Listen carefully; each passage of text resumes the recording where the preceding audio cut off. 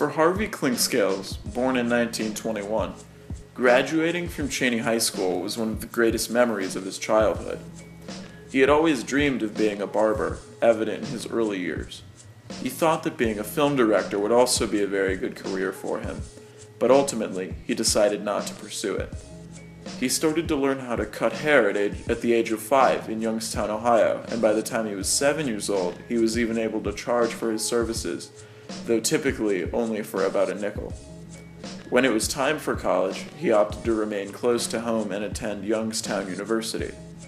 The remainder of his family also has a large military history, as all of his siblings participated in various military branches. His only sister was in the Army like him, while 2 of his brothers served in the Navy, and a 3rd brother was a proud member of the Marines.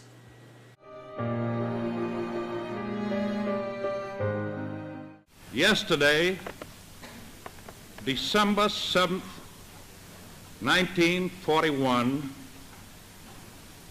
a date which will live in infamy, the United States of America was suddenly and deliberately attacked by naval and air forces of the Empire of Japan.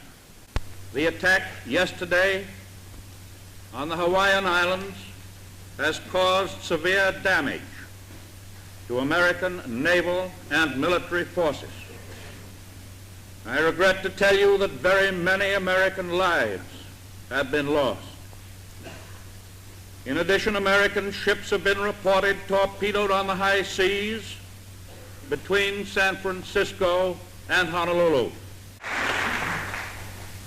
I ask that the Congress declare that since the unprovoked and dastardly attack by Japan on Sunday, December 7th, 1941, a state of war has existed between the United States and the Japanese Empire.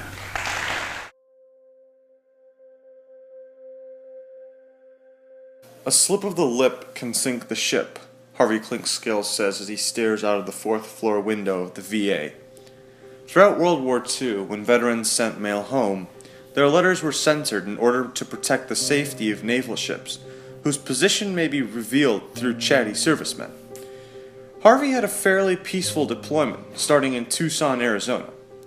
This was also the place where he experienced the most violence while training in boot camp. He was riding in the back of an open-top Studebaker truck, part of a convoy of 4. The truck in front of him was filled with 16 guys, and soon there occurred a terrible accident.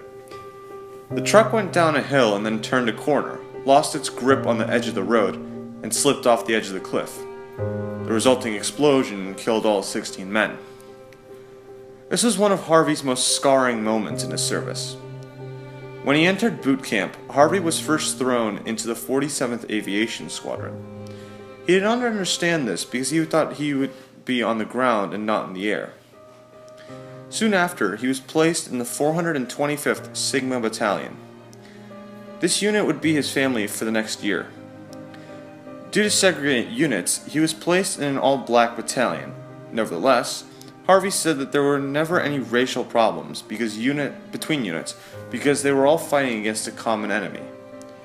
Each man was paid $50 a month for his service, not the most generous amount at the time.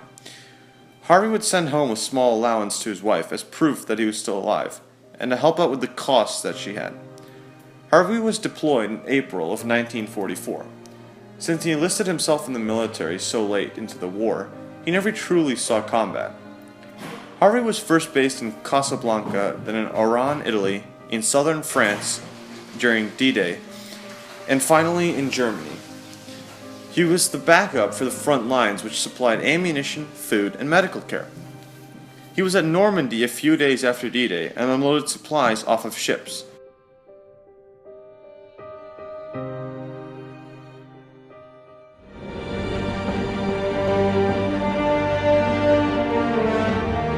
Soldiers, sailors, and airmen of the Allied Expeditionary Force, you are about to embark upon the Great Crusade, toward which we have striven these many months. The eyes of the world are upon you. The hopes and prayers of liberty-loving people everywhere march with you.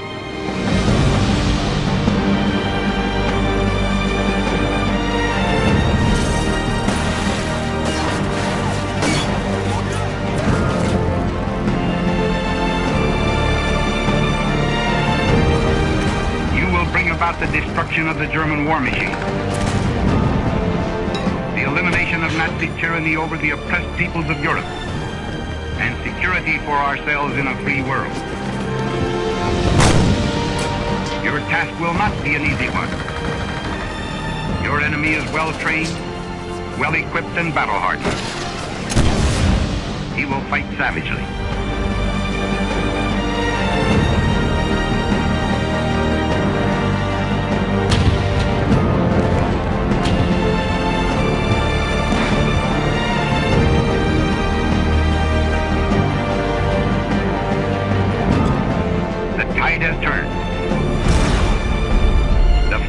The world are marching together to victory. I have full confidence in your courage, devotion to duty, and skill in battle.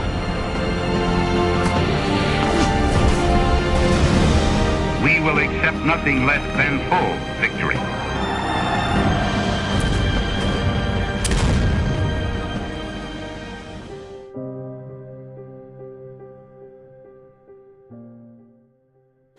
It was like a vacation, Harvey said as he smiled and daydreamed of the past. Most of his time overseas, he remembers, playing football and cards during his breaks. His most memorable experience was the boxing matches he had on Friday nights to entertain the soldiers. He boxed heavyweight, and he was good at it too, Harvey would tell us with a grin. He moved up in rank as he became a corporal and then a sergeant.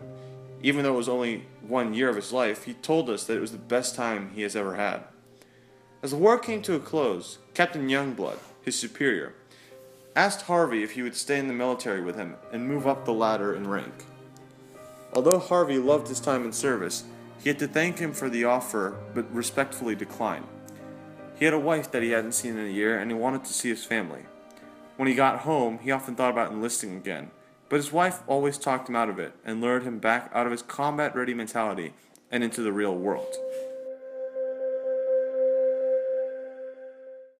This is a solemn but glorious hour, me, that the forces of Germany have surrendered to the United Nations.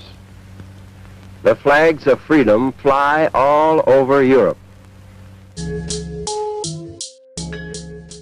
Coming home from the war and dealing with debt was made easier by Harvey's love for his wife.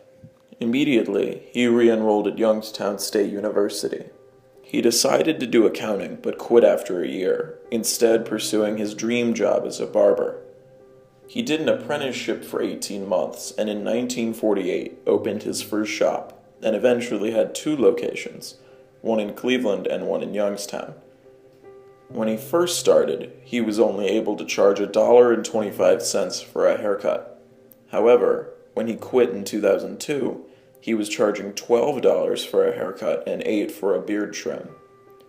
He had to quit that year, however, because of a knee surgery. Harvey had 3 children, but tragically, he outlived them all as they all died before the age of 60.